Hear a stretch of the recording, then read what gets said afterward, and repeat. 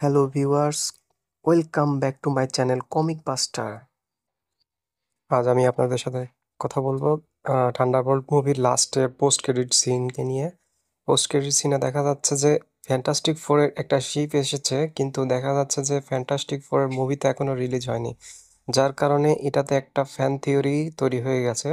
Fan থিওরিতে বোঝানো হচ্ছে যে ডক্টর ডুম ওই শিপে থাকতে পারে, যেটা অনেকেই ধারণা করতেছে। আপনারা একটু ভালো করে লক্ষ্য করলে দেখতে পারবেন যে ফ্যান্টাস্টিক ফোরের যেই শিপের সাথে ফ্যান্টাস্টিক ফোরের যেই ট্রেলারের অনেকটা ডিফারেন্ট রয়েছে। হতে পারে ফ্যান্টাস্টিক ফোরই আসছে, তাদের ওয়ার্ল্ড ডিস্ট্রয় হয়ে যাওয়ার পর তারা আর্থ 616-এ আসছে, যেটা আমরা থান্ডারবোল্ট মুভির শেষের দিকে দেখতে পেয়েছি। কিন্তু ভিউয়ার্স, পসিবিলিটি এটাও রয়েছে যে ফ্যান্টাস্টিক ফোরের যে মেন ভিলেন সে হচ্ছে ডক্টর ডুম।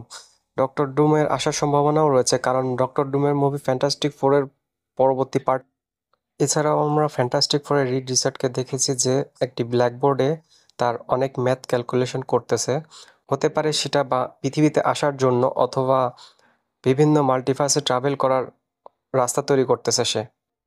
আচ্ছা ভিউয়ার্স, আরও একটা জিনিস দেখা যাচ্ছে, সেটা হচ্ছে স্যামুয়েলসনের যে Avengers, original Avengers, OG Avengers যেটাকে বলে, সেটা কিন্তু স্যামুয়েলসন নিজস্বভাবে তৈরি করতেছে। কিন্তু থান্ডারবোল্ট মুভিতে আমরা দেখেছি যে থান্ডারবোল্ট মুভির যেই শেষের দিকে দি অ্যাভেঞ্জার্স লেখা রয়েছে, সেটাতে পরিবর্তন করে দ্য নিউ অ্যাভেঞ্জার্স লোগো তৈরি করে ফেলেছে। নিউ অ্যাভেঞ্জার্সে রয়েছে থান্ডারবোল্টের সদস্যরা, কিন্তু স্যাম উইলসনের সদস্যরা এখনও পুরোপুরি দেখানো হয়নি। হতে পারে সেখানে সুরি থাকতে পারে,